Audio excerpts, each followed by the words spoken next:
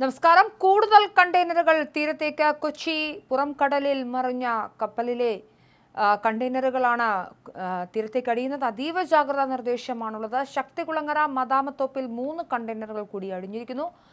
കൊല്ലത്തിന്റെ തീരത്ത് കണ്ടെയ്നറുകൾ ഒഴുകി നടക്കുന്ന സാഹചര്യമാണ്. അതീവ ജാഗ്രതാ നിർദ്ദേശമാണ് പുറത്തിറക്കിയിരിക്കുന്നത്. ആരും കണ്ടെയ്നറുകളിൽ തുടരുതെന്നും തുറന്ന് പരിശോധിക്കരുത് എന്നതടക്കം നിർദ്ദേശങ്ങളുണ്ട്. നിലവിൽ കരുനാഗപ്പള്ളി, ചവറ, ശക്തികുളങ്ങര എന്നിവിടങ്ങളിലാണ് കണ്ടെയ്നറുകൾ അടിഞ്ഞിരിക്കുന്നത്. എന്നാൽ അതേസമയം 10ഓളം കണ്ടെയ്നറുകൾ വിവിധ ഭാഗത്തുണ്ട്.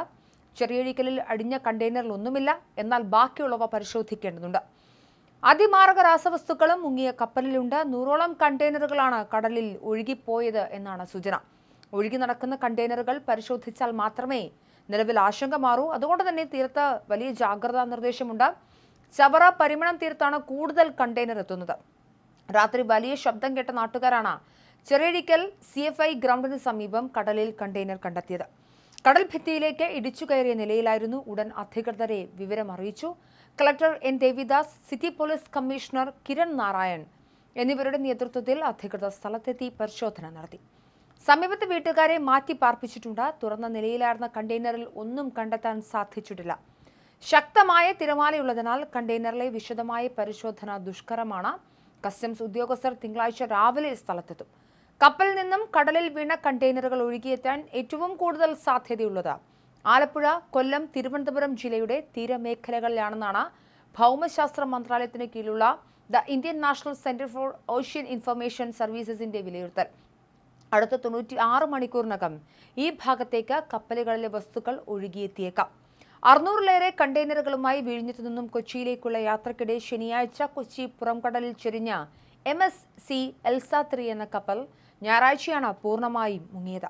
ശനിയാഴ്ച ഉച്ചയോടെ 26 ഡിഗ്രി ചെരിഞ്ഞ് വെള്ളം കയറിയ കപ്പൽ ഞായറാഴ്ച രാവിലെ 8 മണിയോടെ മുഴുവനായും മുങ്ങി.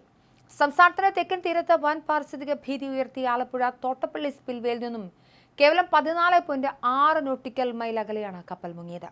മുങ്ങിപ്പോയി 25 കണ്ടെയ്നറുകളിലുള്ള കാൽസ്യം കാർബൈഡ് ഉൾപ്പെടെയുള്ള ഹാനികരമായ രാസവസ്തുക്കളും കപ്പലിൽ നിന്നുണ്ടായ ഇന്ധന ചോർച്ചയുമാണ് നിലവിൽ ഭീഷണി ഉയർത്തുന്നത്. 73 കാലി കണ്ടെയ്നർ ഉൾപ്പെടെ കപ്പലിൽ 623 കണ്ടെയ്നറുകളാണ് ഉണ്ടായിരുന്നത്. ഇതിൽ 13 ഹാനികരമായ രാസവസ്തുക്കളും 12 കാൽഷ്യം കാർബൈഡുകളുമാണ്.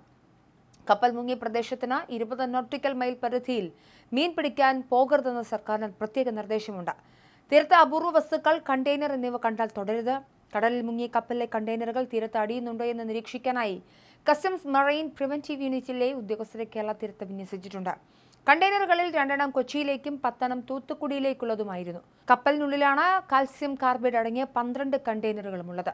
ഓരോ കണ്ടെയ്നർ 22 ടൺ ഭാരം വരും.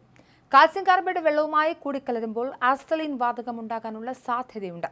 ഇത് പൊട്ടിത്തെറിക്കാൻ സാധ്യതയുള്ളതാണെന്നും വിദഗ്ധർ പറയുന്നു. വെൽഡിംഗ് മെഷീനിൽ ഉപയോഗിക്കുന്നത് അസറ്റൈലിൻ വാതകമാണ്. കണ്ടെയ്നറുകൾ കടലിൽ ഒഴുകി നടക്കുന്ന നിലയിലാണ്. കണ്ടെയ്നറുകൾ തീരത്ത് കണ്ടാൽ തുടരുത്, അടുത്തു പോകരുത്. കപ്പൽ മുങ്ങിയ മേഖലയിൽ കടലിൽ പോകരുതെന്ന നിർദ്ദേശമുണ്ട്. അതേസമയം കപ്പൽ പൂർണ്ണമായും മുങ്ങിയതായി ചീഫ് സെക്രട്ടറി തല യോഗത്തിനു ശേഷം സർക്കാർ വാർത്താക്കുറിപ്പിൽ അറിയിച്ചു. തോട്ടപ്പള്ളി സ്പിൽവേയിൽ നിന്നും 14.6 നോട്ടിക്കൽ മൈൽ അകലെയാണ് കപ്പൽ മുങ്ങിയത്.